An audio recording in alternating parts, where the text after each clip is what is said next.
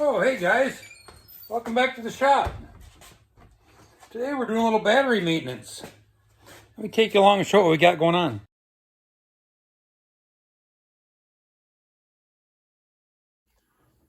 So this is my battery from my RV camper, and it wasn't holding the charge. And guys, this is just something simple y'all should know, but too often we forget about it. This battery was pretty much new when I got the camper this year, and the sticker was still on that you remove to service the battery. I don't know if you can see, but most of these cells are almost empty. So we need to add water to it. Big important thing when you're doing this, don't use tap water, don't use well water, get yourself some distilled water, because we don't want minerals and stuff that's in your water from your house to get into our battery and rust the lead plates in there. It won't rust the lead itself, but it'll leave deposits on the lead which will rust, and you'll lose your charge over time. So anyway, we're gonna add water to this battery. Pretty simple.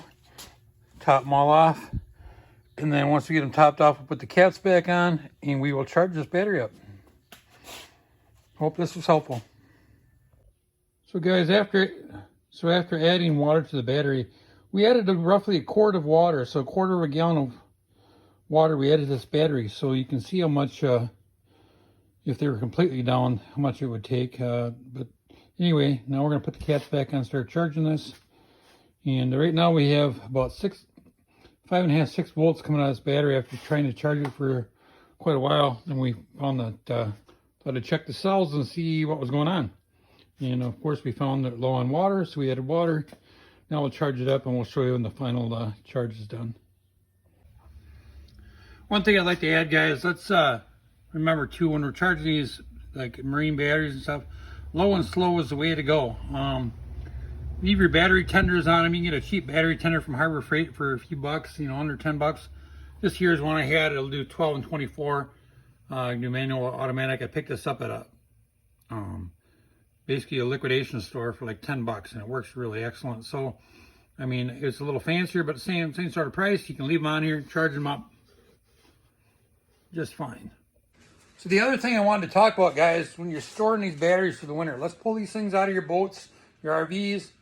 Get them in someplace warm if you can, at least out of the weather. Put them in your shop if it's not too cold. And then, like I said, stick that battery tender on there. Let that thing just trickle charge. Most of the tenders will stop when they get enough juice in them. But that way, when spring hits, you're ready to go. And then with that battery tender on over the winter, if you keep it plugged in, make sure we're checking that water again. Have that distilled water on hand. Make sure you're not losing any water. You shouldn't lose a great amount if you're charging that battery.